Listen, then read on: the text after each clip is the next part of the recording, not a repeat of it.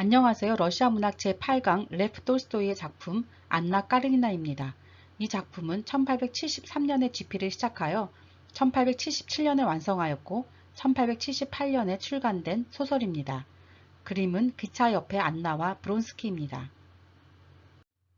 안나 까르니나의 초판본 표지입니다. 제목 안나 까르니나 장편 레프 톨스토이 100작 8부작 제1권 모스크바 1878년이라고 써 있습니다. 이 작품의 헌사는 원수 갚는 것이 내게 있으니 내가 이를 갚으리라는 로마서 12장 19절의 성경 말씀입니다.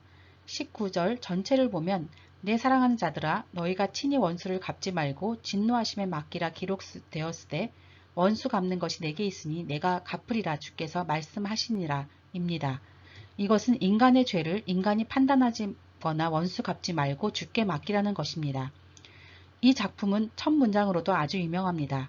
첫 문장은 모든 행복한 가정은 서로가 엇비슷하지만 불행한 가정은 제각기 나름대로의 불행을 안고 있다입니다. 세계 10대 천문장 중에 하나입니다. 이 구절은 제레드 다이아몬드가 총균세에서 인용하면서 안나 까리나의 법칙이란 용어로도 회사 CEO들 사이에서 큰 인기를 끌었습니다. 안나 까리나는 전쟁과 평화, 부활과 더불어 톨스토이의 3대 걸작으로 꼽힙니다. 안나 까르니나는 전쟁과 평화, 즉 과거에 대한 책과는 판이하게 다른 동시대인의 삶을 다룬 책으로 톨스토이는 폭넓고 자유로운 소설이라고 말했습니다. 러시아어로 900페이지 이상의 분량이며 150명이 넘는 인물이 등장하고 살아 움직이는 듯한 묘사가 특징적이죠. 또한 톨스토이가 인정한 마지막 소설인데 부활은 중요한 것으로 인정하지 않았기 때문입니다. 또한 세계 불륜 문학의 성서로 불리며 큰 인기를 끌었기에 영화화로도 많이 되었습니다. 안나 까르니나의 영화들을 살펴보겠습니다.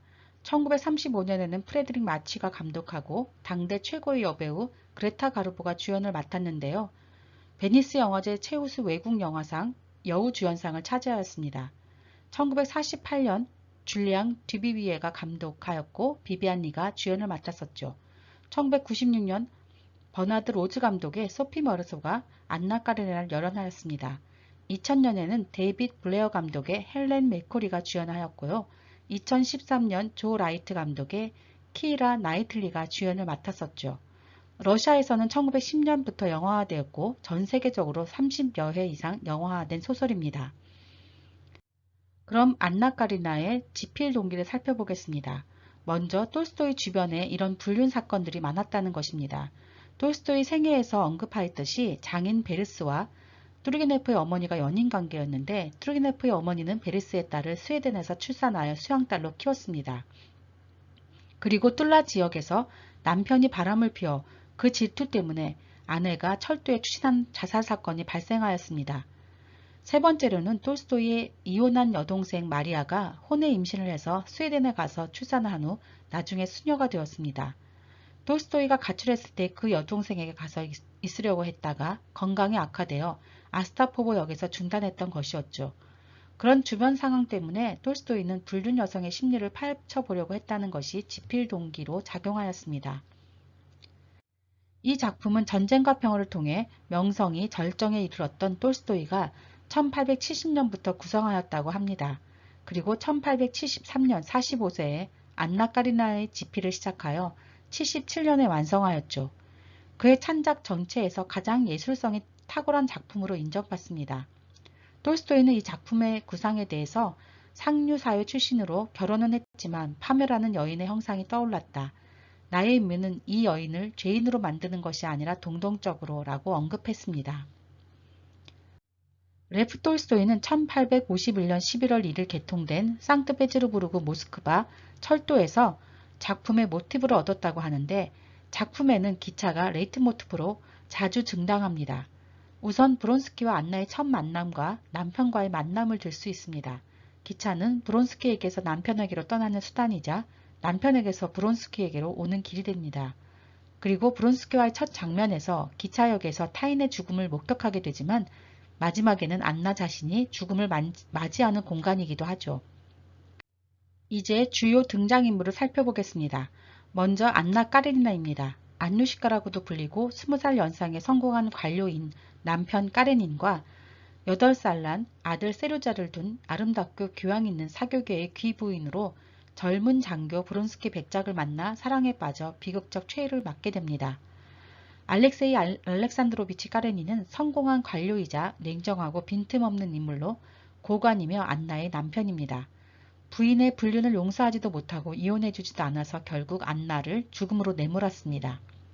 브론스키 백작은 출세주의적 성격의 열정적 장교로 풀네임은 알렉세이 키릴로비치 브론스키입니다.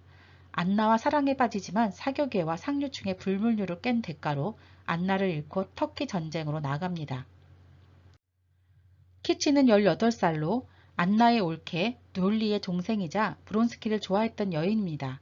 처음에 레빈의 청혼을 거절했다가 나중에 그와 결혼합니다. 카차, 카테리나, 에카테리나라고 불립니다. 레빈은 톨스토이의 알터 에고이자 분신입니다. 낙항현, 이상주의자로 콘스탄틴 레빈 코스자라고 불리죠. 톨스토이가 가장 애정을 가진 주인공입니다. 돌리는 다리아 알렉산드로브나 다샤, 다셴과로 불리는데 안나 까레리나의 올케이자 키치의 언니입니다. 안나 오빠 스치바의 1살 연하의 아내이자 다저녀의 어머니로 5아이를 낳았고 죽은 자녀가 둘이 있습니다. 나중에 하나를 더 낳아서 바람둥이 스치바를 용서하고 살아가는 여인입니다. 스치바의 풀네임은 스테판 아르카지치 오블른스키입니다. 안나의 오빠인데 34살의 미남에 사회성이 강하고 성격 좋은 귀족입니다. 한마디로 인싸인데 너그럽고 호인 스타일에 애인을 두는 것도 서슴지 않는 성격입니다. 니콜라이는 꼴리아로 불리며 레빈의 형입니다. 타락한 귀족의 전형으로 비춰지고 병으로 이른 죽음을 맞이합니다. 세르게이 이바노비치 코즈네이셰프는 레빈의 2부형으로 명성있고 성공한 귀족입니다. 그럼 1부부터 살펴보도록 하겠습니다. 제1부의 사건은 오빤의 가정을 중재하려고 페테르부르크의 동생 안나가 모스크바를 방문하는 것으로 시작합니다. 그리고 기차역에서 감시원이 죽는 것을 알게 되는데 브론스키는 과부에게 200루블을 전달하죠. 그리고 무도회에서 안나와 브론스키가 춤을 추며 서로의 감정을 확인하게 되고 페테르부르크로 일찍 귀환하는 안나를 뒤쫓아온 브론스키와 기차에서 다시 조우하게 됩니다. 그럼 구체적인 내용을 살펴보겠습니다. 바람을 피운 스치바는 매제 카레닌의 도움으로 연봉 6,000루블쯤 받는 자리를 얻은 인물입니다. 레빈의 중마고우기도 하죠. 모스크바 페테르부르크의 상류사의 절반이 스치바의 친척과 친구들로 구성되었다는 말에서 그의 인맥과 가문의 영향력을 알 수 있습니다. 선량하고 쾌활한 성격과 의심하지 않는 성질 때문에 그를 아는 모든 이로부터 사랑과 존경을 받습니다. 그것은 타인에 대한 극도의 관용과 자신의 결함을 자각한 데서 비롯된 것이라고 서술되죠. 스치바는 철저한 자유주의자였는데 그의 피 속에 흐르고 있는 자유주의이기 때문에 재산과 신분에 구애받지 않고 모든 사람을 공평하게 대합니다. 하지만 스치바는 맡은 직무에 대한 완전한 무관심을 발휘해서 결코 열중하거나 과오를 범하지도 않습니다. 모든 것에서 쾌락을 만들어내는 귀족의 대변인이죠. 스치바란 인물은 아주 흥미로운데요. 스치바란 인물 유형은 데이비드 리스먼의 고독한 군중 속 분류에 따르면 타인 지향형에 속합니다. 데이비드 리스먼에 따르면 첫 번째 유형은 전통 지향형으로 제1차 산업에 주로 종사하는 사람들입니다. 두 번째 유형은 내부 지향형으로 과도적 성장 사회의 인간형들이죠. 세 번째 유형은 타인 지향형으로 조기적 인구 감퇴형 사회의 인간형이며 제3차 산업이 우위를 차지합니다. 타인 지향형에 속하는 인간의 목표는 동시대 사람들에 의해 결정되기 때문에 타인으로부터 전해오는 신호에 끊임없이 세심하게 주의를 기울입니다. 이런 유형의 인물들의 행동 양식은 타인의 의견에 대한 동조인데 바로 스치바가 그런 유형이라고 할 수 있죠. 다음으로 등장하는 인물은 레빈입니다. 레빈은 까라친스크 군에 6,000에이커의 땅을 가지고 있는 데다 스치바의 표현에 따르면 12살짜리 소년의 싱싱함을 간직하고 있습니다. 레빈은 레프이란 뜻으로 레프 톨스토이의 분신과도 같은 존재이죠. 레빈은 기치를 사랑하는데 청혼하지만 거절당합니다. 그는 스테르바츠키 일가의 여인들에게 반했던 것이라고 나오죠. 그는 부모의 죽음으로 잃어버렸던 교양있고 명예있는 오랜 귀족 가정생활의 내면을 스테르바츠키 일가에서 처음으로 보았던 것이라고 설명됩니다. 레빈은 대학 시절에는 맏딸 돌리, 그 다음에는 나탈리아, 그 다음에는 키치를 사랑하게 되었습니다. 스치바의 대화 중에 레비는 이렇게 말합니다. 나는 타락한 여자에 대한 혐오감을 갖고 있다라고요. 그런 면은 톨스토이의 세계관을 반영한 것이죠. 또 다른 주인공 브론스키는 주변인들에 의해 평가가 너무나 엇갈리는 인물입니다. 스치바의 표현에 따르면 페제르부르크의 귀공자들 중에서도 가장 멋지고 모범적인 청년입니다. 레빈도 아름다운 용모에 매우 침착하고 선량하며 꿋꿋한 느낌을 받았습니다. 그러나 키치 아버지인 공작은 이렇게 말합니다. 페제르부르크의 멋쟁이 녀석인지 하는 따위는 기계로도 만들 수 있어. 그따위 녀석은 모두가 엇비슷하고 전부가 쓰레기란 말이오라고요. 브론스키에 대해서는 이렇게 서술됩니다. 도무지 가정생활이라는 것은 몰랐다. 어머니는 젊었을 때 사교계의 눈부신 여주공이었으며 결혼했어도 특히 가부가 되어서도 갖가지 로맨스를 뿌리는 것으로 사교계의 정평이 나 있었다. 아버지에 대한 기억은 없었고 유년 학교에서 교육을 받았으며 성장했다라고요. 브론스키 자신도 결혼이라는 것은 그에게 단 한 번도 가능한 일로 생각된 적이 없었다라고 하는 말에서 어쩌면 안나와의 로맨스는 비극으로 끝날 수밖에 없었듯이 예정되었던 것입니다. 여주인공 안나는 약동하는 생생한 표정과 짙은 속눈썹 때문에 강하게 빛나는 잿빛 눈, 보일락말락한 미소를 띤 붉은 입술로 표현됩니다. 안나의 외모는 무도회에서 키치에 의해서 더 자세히 묘사되죠. 가슴이 깊게 팬 검은 벨벳 옷을 입고 오래된 상아처럼 잘 닦아 다듬어진 풍만한 어깨와 가슴, 섬세하고 조그만 손을 가진 둥글둥글한 팔, 가발을 전혀 섞지 않은 새까만 머리칼, 눈에 띄지 않게 묶인 머리 모양, 그녀의 뒷머리나 관자놀이에 흘러내리는 그녀에게 멋을 더해주는 제멋 드러난 고스머리의 조그만 고리들, 이런 것들이 아주 아름답게 묘사됩니다. 키치는 그런 안나의 아름다움 속에 뭔가 잔혹하고 무서운 것, 악마적이면서도 아름다운 것이 깃들어 있다고 느끼죠. 안나는 오빠 스치바의 가정 문제가 해결되자 브론스키를 생각하면 마음의 동요를 느끼지 않을 수가 없어서 예정보다 빨리 페테르부르크로 떠나기로 결심합니다. 안나가 브론스키를 만난 후 처음 느낌은 따뜻하다 못해 뜨겁다는 것이었죠. 안나는 페테르부르크행 기차 중간 지점에서 자신을 따라온 브론스키를 보자 기쁨에 찬 자만심이 온통 그녀를 사로잡았다. 그녀로서는 그에게 어째서 이곳에 왔느냐고 물을 필요가 없었다. 그녀가 있는 곳에 있고 싶어서라고 말하기라도 한 듯이 그녀는 믿었던 것이다라고 말합니다. 그리고 페테르부르크에 도착했을 때 기차역에 자신을 마중 나온 남편을 보고 안나는 저희의 귀는 어쩌면 저렇게 툭 튀어나왔을까라고 생각하는데 이는 안나의 마음이 브론스키에게 향해 있음을 드러내주는 것입니다. 안나는 남편에 대하여 항상 경험하고 있던 가장적 감정이었으며 자기 기만과 흡사한 것이었다고 생각하죠. 안나의 남편 까레니는 다음과 같이 설명됩니다. 생활은 1분 단위로 구분되고 예정되어 있었다. 서두르지 말고 쉬지 말고가 그의 신조였으며 빈정거리는 듯한 가벼운 미소를 짓고 있었다라고요. 그는 불륜을 저지른 스치바에 대해 나로서는 그런 사람을 용서할 수 있다고 생각할 수 없군이라고 단호하게 말합니다. 까레니는 정치, 철학, 신학에 관한 책에 흥미를 갖고 있었으나 예술은 전혀 인연이 없는 사람이었습니다. 일부에는 브론스키의 친구들이 등장하는데요. 페트리츠키는 브론스키의 친구이자 동료인 젊은 중이입니다. 돈도 없고 문벌도 좋지 못해 여기저기 빚을 지고 있는 청년이죠. 그의 연인 실리콘 남작 부인은 이혼해주지 않는 남편에 대해 이렇게 말합니다. 그이는 여전히 이혼해주려고 하지 않아요. 제가 소송을 원하는 까닭은 제 자신의 재산이 필요하기 때문이에요. 제가 부정하다느니 하는 바보스러운 말이 당신은 이해가 가세요? 그것을 구실로 그이는 제 재산을 자기 것으로 하려고 드니 말이에요. 라고 푸념을 합니다. 자신의 애인 실리콘 남작 부인에 대해 페트리키는 브론스키에게 이렇게 말합니다. 자네 서재의 이 새로운 장식에 만족하기를 바라네라고요. 그가 사랑하는 대상을 친구 서재의 장식품으로 칭한 것이죠. 브론스키가 생각하는 페테르부르크는 두 부류로 나뉩니다. 우선은 저속한 것으로 야비하고 우둔하며 우스꽝스러운 인간들로 구성된 세계입니다. 남자는 결혼하면 아내만을 지켜야 하고 처녀는 순결하고 여자는 수줍어야 하며 남자는 남자답게 정조를 지켜야 하며 자녀들을 양육하고 자신의 노동으로서 빵을 얻어야 하며 부채는 지불해야 한다는 구태의연한 우스꽝스러운 부류의 인간들로 구성되죠. 두 번째는 진짜 인간들로 구성된 세계로 그의 친구들이 모두 여기에 속합니다. 우아해하고 관대하고 대담하며 쾌활하고 얼굴을 붉히지 않고 모든 정욕에 몸을 맡겨야 하며 그 밖의 모든 것을 비웃어야 한다고 믿는 사람들이죠. 물론 브론스키도 여기에 속합니다. 브론스키는 처음 얼마 동안은 모스크바에서 전혀 다른 세계의 인상을 가지고 왔기 때문에 다소 어리둥절했지만 곧 낡은 슬리퍼에 발을 들이밀듯 이전의 유쾌한 세계로 들어가 버렸다라는 대목에서 그가 페테르부르크에서 어떤 생활을 했는지 짐작할 수 있습니다. 제2부를 살펴보겠습니다. 브론스키와의 사랑이 좌절된 후 키치는 병이 나서 외국 여행길에 오릅니다. 그리고 안나와 브론스키는 더 가까워지죠. 레비는 키치에게 청혼했다가 거절당한 후 낙향해서 농장 생활을 합니다.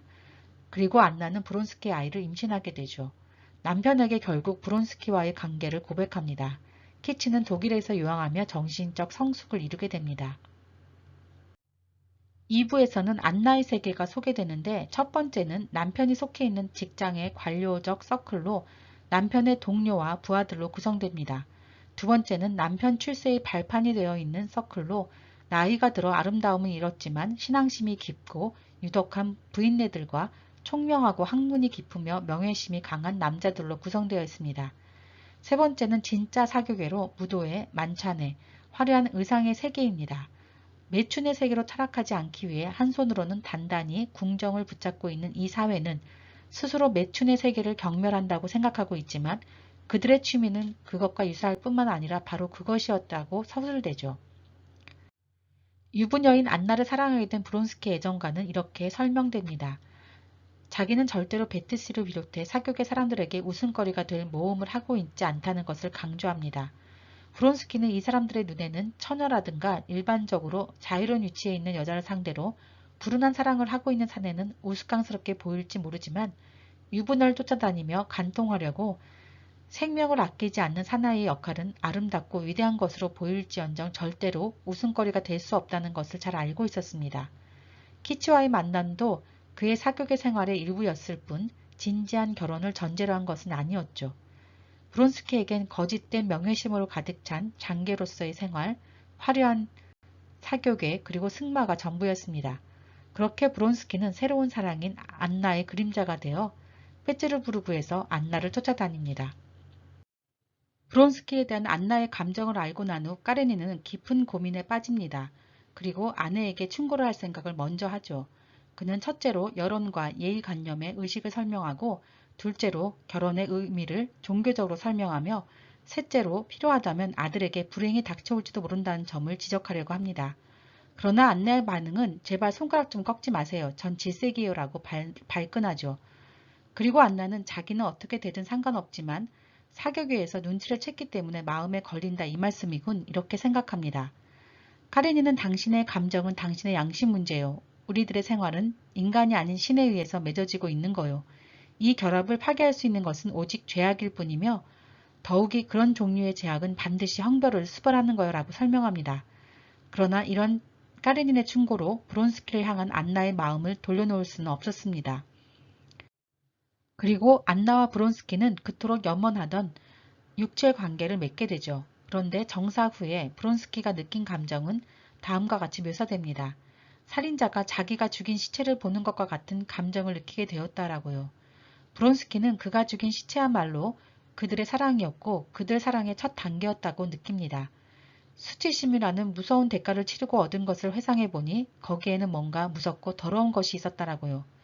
살인자는 자기가 죽인 시체에 대해서 이루 말할 수 없는 공포를 느끼면서도 그 시체를 감추기 위해서는 난도질해야 하며 또한 살인행위에 의해서 얻은 것을 끝까지 이용하지 않으면 안 된다는 심정으로 안나에게 키스를 퍼붓습니다. 반면 레비는 낙항하여 평온하게 영지 경영에 힘씁니다. 봄은 계획과 예상의 계절이다라며 여러 계획을 실천하려고 하죠. 레빈의 계획에 대해 집사들의 태도는 초조하고 절망적이며 슬픈 표정을 짓고 있었다입니다. 그들은 그것들은 죄다 좋습니다. 그러나 억지로 되는 건 아닌데라고 말하였죠. 아내 돌리의 영지를 팔려고 근처에 왔다가 레빈에게 들른 스티바는 레빈에게 자네는 행복한 사나이야. 자네는 사랑하는 것을 모두 가지고 있거든 이라고 말합니다. 그러나 레빈은 내가 가지고 있는 것만으로 만족하고 없는 것에 대해선 슬퍼하지 않은 탓이겠지라고 대답하죠. 이 말은 톨스토이가 신진작가 솔로드코프가 야스나야 빨려나를 방문해서 사랑하는 모든 것을 가지고 있다고 부러워하자 톨스토이가 내가 가진 모든 것을 사랑하는 것이라고 한 대화이기도 합니다. 그래서 레빈을 톨스토이의 분신이라고 말하는 것이겠죠. 안나와의 불륜으로 브론스키의 상황은 점점 악화됩니다. 브론스키의 돈줄인 어머니마저도 반대로 돌아서죠. 브론스키의 어머니는 브론스키의 정사를 알고 처음에는 만족하였습니다. 상류사회에 있어서 정사만큼 전도가 양양한 젊은 사내에게 최후의 완성을 주는 것도 없다고 한 것이었죠. 그런데 아주 중요한 지위를 다만 까레님 부인과 만날 수 있는 연대에 남기 위해 거절했고 또 그 때문에 상사들의 불만을 샀다는 얘기를 듣고는 자신의 의견을 완전히 바꿉니다. 또 화려하고 우아한 사교계의 정사가 아니라 일종의 베르테르식의 절망적인 것이며 그녀가 듣고 있는 바로는 어쩌면 아들을 어리석은 행동으로까지 끌어내릴 수 있다는 정렬이라는 점도 그녀의 마음에 들지 않았다고 나오죠. 설상가상으로 안나는 브론스키의 아이를 임신합니다. 안나의 임신을 알고 브론스키는 우리가 살고 있는 이 허위에 결말을 지어야겠습니다. 남편을 버리고 우리 두 사람의 생활을 결합시키는 것인데라고 말하지만 까레닌이 이혼해 줄 리가 없습니다. 까레닌은 승마장에서 말에서 떨어진 브론스키를 보고 자신의 감정을 숨기지 못하고 드러낸 안나를 데리고 나옵니다. 그런데 안나는 까레닌에게 고백을 해버리죠. 난 그분을 사랑하고 있어요. 난 그분의 애인이에요. 난 당신을 견딜 수가 없어요. 당신이 무서워요. 당신을 증오하고 있어라고요. 안나와 브론스키 까레닌의 상황이 악화로 치달을 때 키치는 유황소에서 러시아 처녀 바레니카에게 반해 그녀를 도와 다른 환자들을 친절히 대하고 돌봐줍니다. 그러면서 키치는 정신적 성숙을 이루게 되죠. 키치는 마음속으로 그리스도의 가르침을 따르는데 지나치다는 것은 있을 수 없다고 생각하게 됩니다. 그러나 결핵환자 화가가 키치를 좋아하게 되면서 그의 아내 안나 파블로브나의 관계가 미묘하게 바뀌게 되죠. 키치가 반한 바레니카는 유황소에서 위안의 천사라고 불립니다. 19으로도 보이고 30으로도 보였으며 솔직하고 우아했죠. 제1의 천사, 모든 일을 도와주는 여인으로 궁정 요리사의 딸이었는데 시탈리 부인이 양육하였습니다. 키치는 시탈리 부인과 바레니카와 사귀게 되었고 그녀의 슬픔도 이루어지면서 키치는 마음도 몸도 회복하게 됩니다. 제3부는 레빈의 2부형 세르게이 꼬즈니셰프가 레빈을 방문하는 것으로 시작합니다. 그리고 그 유명한 레빈의 풀베기 장면이 등장하죠. 영지에서 레빈과 키치의 만남도 성사됩니다. 안나의 고백 후 안나와 까레닌의 관계는 새 국면을 맞게 되고 레빈의 형 니콜라이가 레빈의 영기를 찾아오는 것으로 3부가 끝납니다. 레빈의 2부형 세르게이는 레빈을 방문하는데 이 둘의 영지 생활은 전혀 다릅니다. 레빈에게 시골은 생활의 무대, 즉 기쁨과 슬픔과 노동의 무대입니다. 그리고 레빈은 농민들의 부정함과 방종과 폭음과 허위에 대해 번번이 그들을 혐오스럽게 생각합니다. 그는 농민들을 다른 사람들에 대해서 마찬가지로 사랑하기도 했고 싫어하기도 했습니다. 그러나 세르게이에게 시골은 노동 뒤에 후식이었고 그 효과를 믿고 기꺼이 복용하는 퇴폐에 대한 효력이 있는 해독제와 같은 것이었습니다. 세르게이는 농민들을 사랑하고 이해한다고 자주 말했으며 농민들과 이야기를 나누곤 했습니다. 레빈에 대해 세르게이는 이렇게 생각합니다. 바탕이 고운 마음씨를 지닌 그러나 이성에 있어서는 상당히 미련하지만 순간적인 인상에 사로잡히기 쉽고 모순에 빠지기 쉬운 호환이었다라고요. 여기서 레빈이 농민들과 함께 풀베기하는 장면이 나옵니다. 웃옷을 입기도 하고 혹은 셔츠 바람인 인부들의 모습이 드문드문 풀낫을 내두르면서 잇따라 긴 줄을 지어 나가고 있는 것이 그의 눈에 들어왔다라고요. 레빈은 42명까지 헤아렸다고 나오는데 그들과 함께 풀을 베면서 자기가 하고 있는 일을 전혀 생각지 않게 하는 무의식 상태의 순간이 한층 빈번히 계속되었다라고 말합니다. 낯이 저절로 풀을 베었다. 그것은 행복의 순간이었다라고요. 무아지경, 무라일체의 경지에 이른 레빈의 모습입니다. 레빈은 스치바의 부탁으로 에르그쇼 영지에 있는 돌리를 방문하고 키치에게 청혼했다가 거절당한 사실을 돌리에게 고백합니다. 레빈은 애들을 돌보고 있는 돌리에게 영락없이 알을 품은 암탉 같으시군요 라고 말합니다. 레빈의 고민은 낡은 생활의 부정, 무용한 지식의 부정, 아무데도 쓸모없는 교양의 부정에 관한 것이었습니다. 이 세 가지 고민으로 농부의 딸과 결혼할 것인가를 고민하던 중 키치가 탄 마차를 발견하고는 키치를 아직 자신이 사랑하고 있다는 것을 깨닫게 되죠. 3부에서는 안나의 고백을 들은 후 고민하는 까레닌의 모습이 상세히 서술됩니다. 첫 번째로 그가 생각한 해결책은 결투였습니다. 그러나 죄를 지은 아내와의 관계를 결정하기 위해 사람을 살해한다는 것이 어떤 의미가 있는가라며 자문하고 헛된 명예를 얻으려는 것이라고 단정하여 포기합니다. 두 번째는 이혼입니다. 그러나 이혼 수속을 하기만 해도 아내는 남편과의 관계를 끊고 애인과 결합할 것이 분명했기 때문에 이 또한 단념합니다. 그 다음은 별거입니다. 그러나 이것도 이혼과 마찬가지로 아내를 브론스키의 포옹 속으로 던져버리는 격이어서 이 또한 거부하죠. 까레닌이 내린 결론은 사건을 세상의 비밀로 붙여둔 채 그들의 관계를 끊도록 온갖 수단을 다 강구하고 아내를 벌하기 위해 지금과 마찬가지로 그의 곁에 그대로 붙잡아 두는 것이었습니다. 까레닌은 시간이 지나면 모든 것이 훌륭하게 처리되고 관계도 이전으로 돌아가겠지라고 생각하죠. 그리고 까레닌은 안나에게 편지를 씁니다.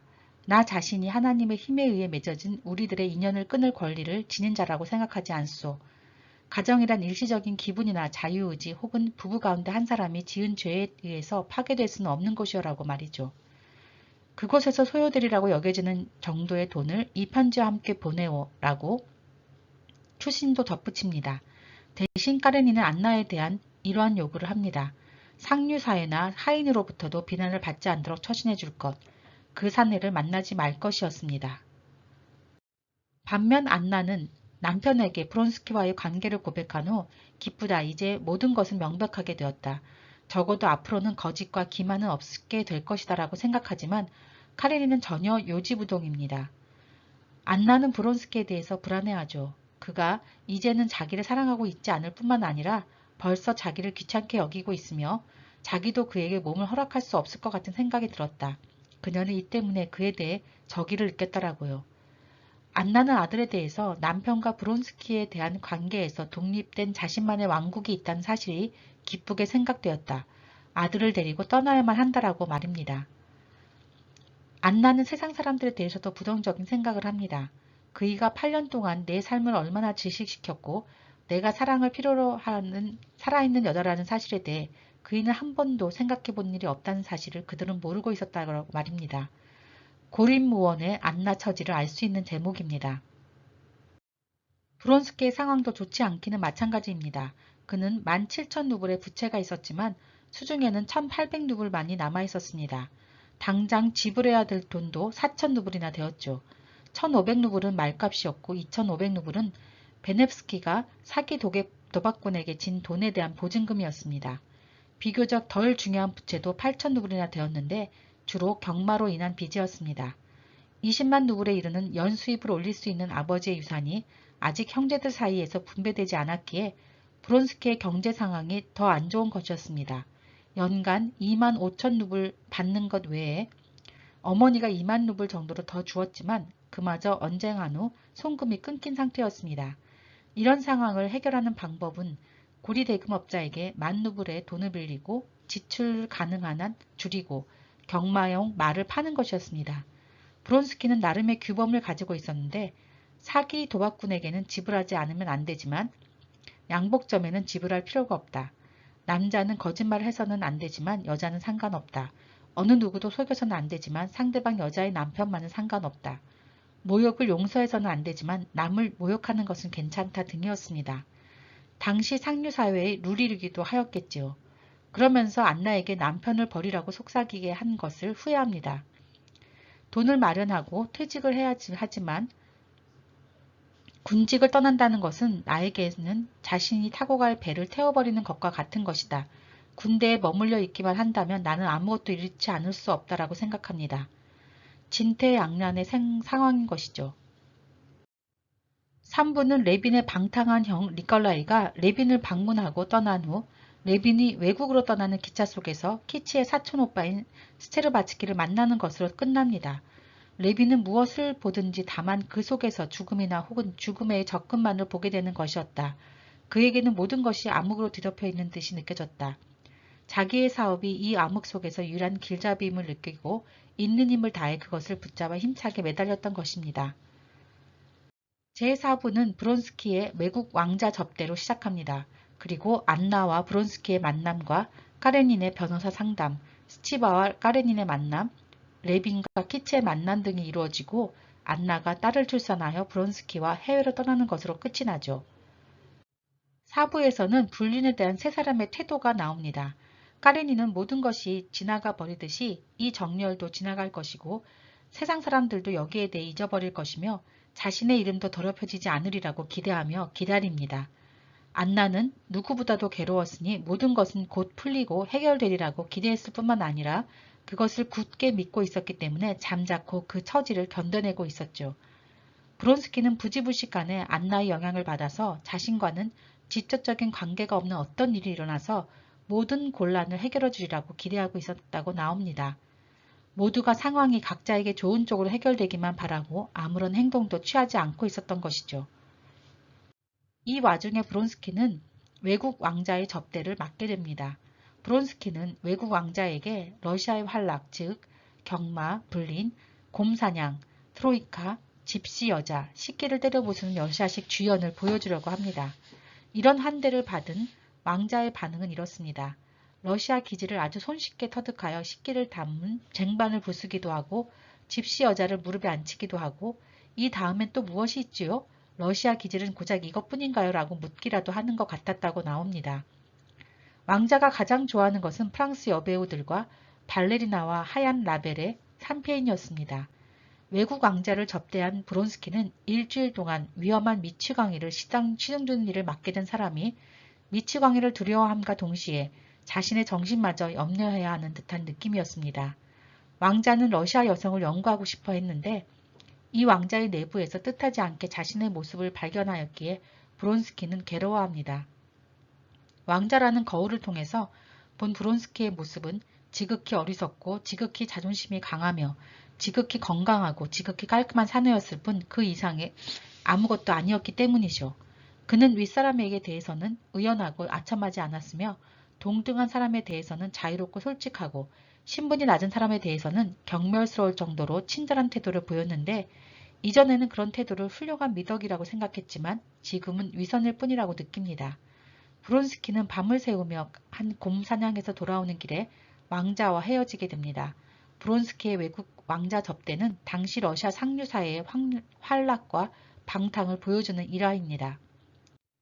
안나는 점차 브론스키에게 질투를 느낍니다. 브론스키는 더욱 빈번하게 일어나는 안나의 질투의 발작에 들려서 그녀에 대해서 스겨가는 자신의 감정을 아무리 숨기려 해도 숨길 수가 없게 됩니다. 브론스키는 꽃의 아름다움에 끌려 그만 그것을 따서 쓸모없게 만들어 놓고는 시든 꽃에서 이전의 아름다움을 찾지 못하고 있는 사람과 같은 심정이 되었습니다. 까레니는 자신의 집에서 브론스키와 마주친 후 오페라를 보고 와서는 안나와 언쟁을 벌입니다. 자신의 집에서 아내의 정부와 마주치게 되자 까레니는 화를 참지 못하고 비열하다는 것은 정부 때문에 남편과 자식을 버리고도 남편의 빵을 먹고 있는 것, 바로 그것을 두고 하는 말이야 라고 화를 냅니다. 까레니는 모스크바로 가서 돌아오지 않고 변호사에게 이혼 수속을 위임하고 아들은 누님에게 맡기겠다는 결정을 내리죠. 안나는 세류자를 아기를 낳을 때까지만이라도 남겨두라고 애원합니다. 하지만 까레니는 변호사와 이혼에 관해 구체적으로 상담을 하죠. 당시 이혼법은 종무성의 결정으로 이루어지며 남편과 아내의 육체적인 결함이나 남편이나 아내의 간통에 대한 죄증의 제시, 남편이나 아내가 5년 이상 행방불명일 때 가능했습니다. 까레니는 고민에 빠질 수밖에 없었죠. 반면 레비는 모스크바로 가서 키치를 만납니다. 머리글자로 서로의 의중 아름맞히기를 하죠. 바로 톨스토이가 아내 소피아에게 했던 청원 방식이었습니다. 키치는 당신이 그때 일을 잊어주시고 용서하시기라는 말을 앞철자만으로 레빈에게 말합니다. 레빈은 대답으로 똑같이 앞철자만으로 나는 잊을 일도 용서할 일도 없어요. 나는 줄곧 당신을 사랑하고 있었으니까 라고 말합니다. 다음날 키치 집을 방문하기까지 레빈의 심리가 자세히 묘사되는데요. 자신이 청혼할 것을 모두가 다 알고 있는 것처럼 느끼게 됩니다. 레빈은 자신은 그녀처럼 순결하지 못하다는 것과 자기가 신앙을 갖고 있지 않은 인간이라는 것을 고백하고자 합니다. 레빈은 약속한 고백을 위해 공작의 허락을 받고 일기장을 키치에게 넘겨줍니다. 키치는 왜 이런 걸 제게 보여주셨어요? 전 이미 용서했어요. 그렇지만 이건 무서운 일이에요 라고 말합니다. 이 일화도 톨스토이가 아내 소피아에게 결혼 전날 일기장을 보여준 것과 같은 것입니다. 레빈과 키치는 사랑의 완성을 향해 나아가는데 안나는 출산을 하다 죽을 뻔한 위기를 맞게 됩니다. 그러자 카레니는 스치바의 중재로 나는 나의 존재가 당신을 괴롭히고 있다는 것을 알고 있소. 나는 모든 것을 당신의 의사와 바른 감정에 맡기고 싶소라는 편지를 보냅니다. 스치바는 아내 내외의 이혼 중 문제가 잘 수습된다면 나하고 황제하고 어떤 차이점이 있는지 수수께끼를 내서 황제는 라즈보트, 즉 이혼 명령을 해도 이득 본 사람이 없었으나 나는 라즈보트, 이혼 명령을 냈더니 세 사람 모두가 행복해졌다고 농까지 합니다. 브론스키는 안나가 위독하자 안나를 용서하는 카레닌의 태도를 보고 치욕을 느껴서 자살까지 시도하죠. 그 후 살아난 브론스키는 마치 그 행위로 해서 그때까지 느끼고 있던 수치와 굴욕을 말끔히 써낸 것처럼 보였습니다.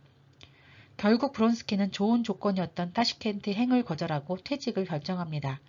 안나는 카레닌의 관대한 마음을 받아들일 수 없다며 오히려 이혼을 받아들이지 않고 딸을 데리고 브론스키와 함께 외국 여행길에 오릅니다. 제5부의 사건은 다음과 같습니다. 레빈과 키치가 결혼하게 되고 안나와 브론스키는 유럽 여행을 계속합니다. 레빈의 결혼 생활과 니콜라이 형의 죽음 그리고 카레닌의 상황이 소개되고 안나와 브론스키가 러시아로 다시 돌아오는 것으로 5부는 종결됩니다. 레빈과 키치의 결혼 장면은 톨스토이의 경험이 그대로 투영되었습니다. 레빈의 기분은 마치 고리 속을 뛰어넘는 것을 익히던 개가 마침내는 그 요령을 터득하여 요구된 재주를 멋있게 부리고는 짖기도 하고 꼬리를 치기도 하면서 기쁨을 이기지 못하고 탁자 위며 창문으로 뛰어오르기를 하는 것처럼 기쁘다고 표현되었습니다. 톨스토이의 기분을 바로 설명한 것이었죠. 20대 이상의 마차가 헌병의 지휘 아래 길가에 배치되어 있었지만 레비는 고고를 결혼해서처럼 창문에서 뛰어 도망치라는 친구들과 키치에 대한 사랑 사이에서 갈등하게 됩니다. 결국 키치를 만나 화해하고 결혼식을 진행하죠. 레비는 서치를 남기지 않고 짐을 싸버려서 결혼식에 늦게 도착합니다. 일요일이라서 새로 구입할 수 없어서 짐을 다시 풀어 가져왔는데 이는 저녁 8시에 한 결혼식에 30분 이상 늦은 톨스토이의 실화였습니다. 결혼식은 사도행전과 시편 낭독, 그리고 신랑 신부의 키스, 그리고 만찬으로 끝납니다. 신혼 부부는 시골로 출발하죠. 반면 브론스키와 안나는 이미 석 달 남짓 유럽 여행 중입니다. 베니스, 로마, 나폴리를 여행하고 이탈리아의 조그만 도시에 얼마 동안 머무를 셈으로 도착하였죠. 그곳에서 브론스키의 학창시절 친구 골레니시 체프와 만나게 됩니다. 골레니시 체프는 자유파로 2년째 이탈리아에 체류 중인 사업가였습니다. 브론스키는 안나와 함께 외국에서 지낸 이 석 달 동안 새로운 사람과 만날 때마다 그 새로운 인물이 자기와 안나와의 관계를 어떻게 볼까 하는 자문을 해보였다는 문장에서 브론스키와 안나의 부적절한 관계에 대한 부담감을 느낄 수 있습니다. 안나는 나는 훌륭한 명성과 아들을 잃어버린 것이다. 나는 나쁜 짓을 했기 때문에 행복도 바라지 않고 이혼도 바라지 않는다. 그리고 치욕과 아들과의 이별로 언제까지나 괴로워하며 살아갈 것이다 라고 생각하지만 브론스키를 알면 알수록 더욱더 그를 사랑하게 되고 그만큼 사랑을 잃을까봐 두려워합니다. 브론스키와 안나는 외국 생활이 너무 실증이 난 데다 재산 분할 등의 문제로 결국 러시아로 귀국하기로 결정하죠. 레비는 결혼 후 호수 위를 미끄러져 갔던 거룻배의 미끄럽고 행복한 진행을 넋을 잃고 바라보고 있던 사람이 그 뒤 자기가 그 거룻배에 타고 느끼는 것과 같은 기분을 경험합니다. 발밑에는 물이 있고 그 위를 노저 가지 않으면 안 된다는 것, 익숙하지 않은 손에는 그것이 아프다는 것, 그저 보고만 있을 때에는 손쉬운 것 같았지만 막상 자기가 해보니 무척 즐겁기는 하나 참으로 어려운 일이라는 것을 알게 된 것입니다. 그리고 니콜라이 형은 죽음을 맞이합니다. 사람들은 그가 틀림없이 이제 곧 죽으리라는 것, 벌써 반쯤은 죽어 있는 것이나 마찬가지라는 것을 알고 있었다. 따라서 그가 한시라도 빨리 죽기만을 바라고 있었다. 그러나 누구나 그것을 숨기고 그와 그들 자신을 속이고 또 서로를 속이고 있었다. 이러한 것은 모두 허위였다라는 문장을 보면 사람들의 위선과 가장을 느낄 수 있습니다. 니콜라이 형은 죽고 키치는 임신을 하게 됩니다. 레비는 죽음이라는 하나의 신비가 불가해한 채 아직 그의 눈앞에서 치워지기도 전에 사랑과 삶으로 손짓하는 똑같은 정도로 불가해한 또 하나의 신비가 나타났다라고 고백하죠. 제5부에서는 까레니네의 과거가 자세히 소개됩니다. 까레니는 고아로 혈육이란 형제뿐이었으며 아버지를 기억하지 못했습니다. 어머니도 10살 때 돌아가셨죠. 재산은 적었고 숙부 까레닌이 형제를 양육하게 되었습니다. 뛰어난 성적으로 중학과 대학의 과정을 마치자 숙부의 도움으로 곧 훌륭한 관도에 오르게 됩니다. 오로지 정치적 야심에만 몸을 맡기고 하나밖에 없던 형은 외국에서 죽게 됩니다. 까레니는 현지사로 있을 때 안나의 숙목벌되는 부유한 귀부인이 지사로서는 젊은이였던 그에게 조카딸을 소개하여 그가 청혼을 하든지 그 도시에서 떠나든지 하지 않으면 안 될 막다른 골목에 빠지게 됩니다. 결국 안나에게 청혼을 하고 약혼자에게 할 수 있는 모든 정을 다 쏟았습니다. 카레닌의 지인으로 나오는 리지아 이바노브나는 부유하고 고명하며 마음씨 좋은 아가씨였는데 지극히 방탕하고 명랑한 백작에게 시집을 갔습니다. 그러나 2달째 접어들었을 때 그녀를 버리죠. 리지아는 이혼은 하지 않고 떨어져서 살게 됩니다.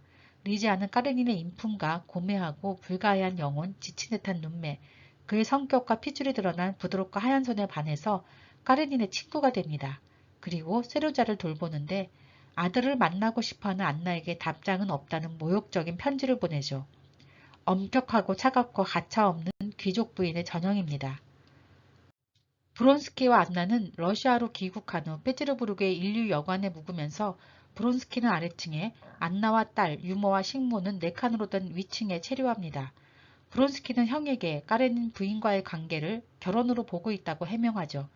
그러나 사교계의 반응은 달랐습니다. 브론스키에게는 사교계의 문이 열려 있었으나 안나에게는 닫혀져 있었다는 것을 브론스키도 안나도 깨닫게 됩니다.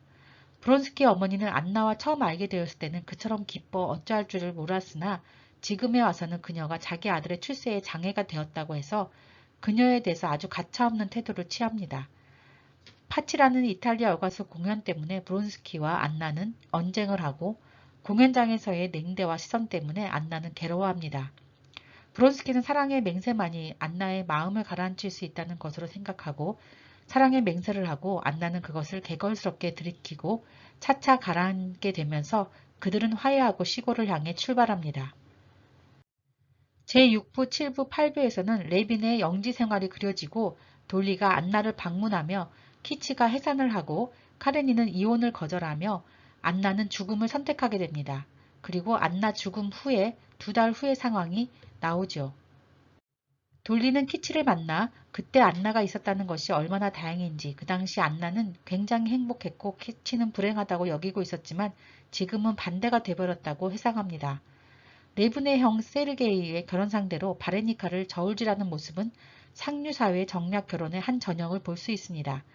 바레니카는 젊음의 아름다움과 싱싱함을 갖추고 있고 사교적인 성격이 아닐 뿐더러 사교계에 대해서 혐오감을 가지고 있음에도 불구하고 사교계를 알고 있어서 상류 부인으로서의 모든 예의 범죄를 터득하고 있고 신앙을 가지고 있으며 가난하고 외로운 여자라서 일가 친척을 구르떼처럼 데리고 와서 남편과 가정에 영향을 미치는 일을 할 수가 없고 남편의 은혜를 모든 면에서 느낄 것이라고 생각하지만 결국 결혼은 성사되지 못합니다. 돌리는 시골로 내려온 안나를 만나서 15년 동안의 결혼 생활을 회상합니다.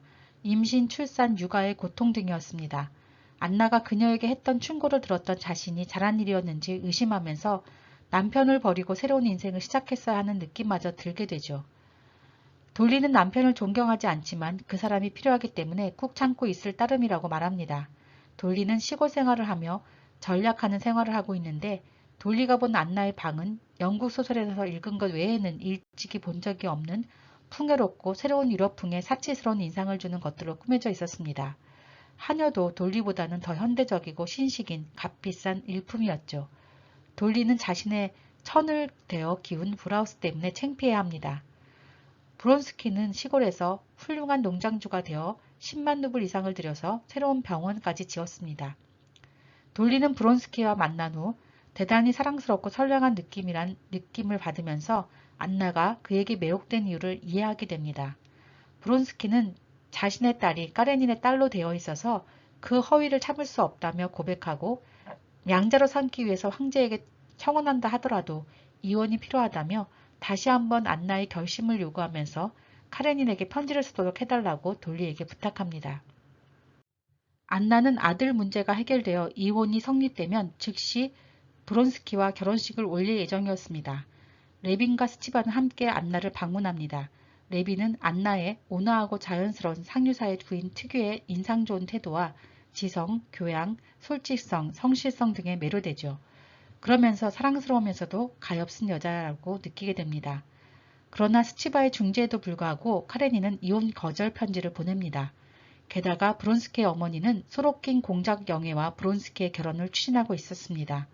안나는 브론스키의 감정이 자신에 대한 애정보다는 허영심의 만족이었다고 생각하며 자신의 애정은 더 정열적이고 깊어져 가는데 그의 애정은 점점 식어가고 있다고 생각합니다. 안나는 브론스키를 처음 만난 날 역사의 한 사람을 상기하면서 무엇을 할 것인지를 깨달았으며 그렇게 하면 그 일을 처벌하게 되고 모든 사람으로부터 아니 나 자신으로부터 벗어나게 되는 거야 라고 여기며 기차에 몸을 던집니다. 안나의 죽음 이후 2달이 지난 상황은 쿠르스크 정거장에서의 만남으로 그려집니다. 레빈의 2부형 세르게이는 레빈 집으로 가는 길이었는데 스티바, 브론스키 어머니를 만나게 되죠. 세르게이는 6년간의 노력이 깃든 저서를 완성한 상태였습니다. 스티바는 여동생의 시체에 매달려 그토록 통곡한 일 따위는 이제 까맣게 잊어버리고 브론스키를 담한 용사로서 옛 친구로서 바라보았을 뿐이었다고 언급됩니다. 브론스키는 늙어버리고 고뇌에 가득 찬 그 얼굴이 마치 화석이 된 것 같았다라고 묘사되죠. 브론스키의 어머니는 브론스키가 6주일 동안이나 아무하고도 말을 하지 않았다며 아들을 걱정하면서도 안나에 대해서는 그 여자는 죽을 때까지도 그렇게 지겹고 비천한 방법을 골라서 죽었지요. 까레니는 그 여자의 딸을 떠맡아 갔지요. 그 여자의 죽은 방법 그 자체가 종교를 갖지 못한 추잡스러운 계집의 짓이에요 라고 비난합니다. 브론스키는 노름으로 돈을 몽땅 잃어버린 야시빈과 함께 스리비아 전쟁으로 출발하죠. 작품 말미에 레비는 하나님의 존재, 신앙, 선에 대해 고민합니다. 하나님의 존재에 관한 명백하고 의심할 여지 없는 유일한 표시는 전 세계에 게시되어 있는 선의 율법이라고 생각하죠. 안나 까레니나의 결말에 대해 톨스토이는 안나와 브론스키를 결혼시켜 영국으로 가는 것으로 끝내려고 했다는 설이 있지만 결국 안나가 죽는 것으로 끝이 났습니다. 게다가 8부의 결말은 보수파와 진보파의 논쟁을 불러일으켰습니다. 이 작품을 연재했던 잡지가 보수파였기에 결말의 연재를 거부하였습니다. 연재를 거부한 이유는 브론스키는 안나가 철도에 몸을 던져 자살한 후 전쟁터로 나간 것이 애국적 행동이기에 러시아 귀족들의 호응을 얻었지만 톨스토이는 좋아하지 않아서 레빈의 입을 통해 비꼰 것이 발단이 되었습니다. 그러자 보수 잡지가 이 점을 비판해서 연재를 거부했었죠. 당시 출판사는 안나의 죽음 이후 후일담을 묘사하는 8부의 출간을 반대했기에 톨스토이는 8부를 자비로 출간했습니다. 레빈에 대한 톨스토이의 사랑을 엿볼 수 있는 장면이죠. 이 작품에는 명백히 두 대립상이 존재합니다. 레빈과 키치는 청혼의 거절, 영지에서의 노동, 재청혼과 결혼, 형의 죽음과 아이의 탄생, 그로 인한 삶의 의미의 획득, 생산과 탄생의 가족, 시골, 자연의 순환과 성장, 사랑의 지속과 발전으로 정의해볼 수 있는 관계입니다. 반면 안나와 브론스키의 관계는 기차역에서의 만남, 육체적 사랑, 도피, 안나의 죽음으로 삶의 의미의 상실과 가족의 파괴, 도시, 소비, 쾌락의 세계, 사랑의 중단과 실패를 정의할 수 있는 관계이죠. 이 작품의 배경이 된 19세기 후반 러시아 사회는 정략 결혼과 가장된 삶이 지배하고 그 사람은 인간이 아니에요. 그 사람은 인형이에요. 그 사람은 인간이 아니라 관청의 기계요라고 말한 안나의 말처럼 기계 같은 고위관료 카레닌이 상류층의 전형이었으며 오블론스키의 경우처럼 불륜이 만연하고 브론스키의 사교계처럼 환락과 방탕이 일상이었던 사회였습니다. 이 작품에서는 19세기 러시아 사회의 사랑과 결혼제도, 여성의 사회적 지위, 지주와 농노 등의 사회계층, 종교 문제, 이혼 사형 징병 등의 법률제도, 귀족사회의 위선과 모순 등을 다루고 있습니다. 그래서 톨스토이는 러시아 혁명의 거울이라고 말하는 것이었겠죠. 그런 사회 속에서 톨스토이가 제시하는 해법은 일단 환락의 도시를 떠나 시골로 가야 한다. 결혼은 하지 말아야 한다. 벌써 결혼했다면 부부 생활을 즉시 중단해야 한다. 술과 담배는 끊어야 한다. 어렵고 복잡한 예술은 다 버려야 한다. 항상 죽음을 생각하며 거무하게 살아야 한다였습니다. 안나 까르니나에 대해 톨스토이와 동시대인이었던 뾰드르 트카초프는 살롱 예술의 전형이며 귀족 사랑놀이의 최신 서사시라고 말했습니다. 그러나 토마스 만은 전체적인 구성에서 세부적인 마무리에 이르기까지 지나친 점이 없는 훌륭한 작품이다라고 말했습니다. 도스토옙스키는 완벽한 작품이며 현대 유럽 문학 중에서 이에 비견될 만한 것을 찾을 수 없는 작품이라고 극찬했죠. 안나 까르니나는 동시대인의 사랑을 받았을 뿐만 아니라 타임지가 선정한 전 시대의 가장 위대한 책 10권 중에서 1위를 차지한 고전이기도 합니다. 이상으로 안나 까르니나를 살펴보았습니다. 감사합니다.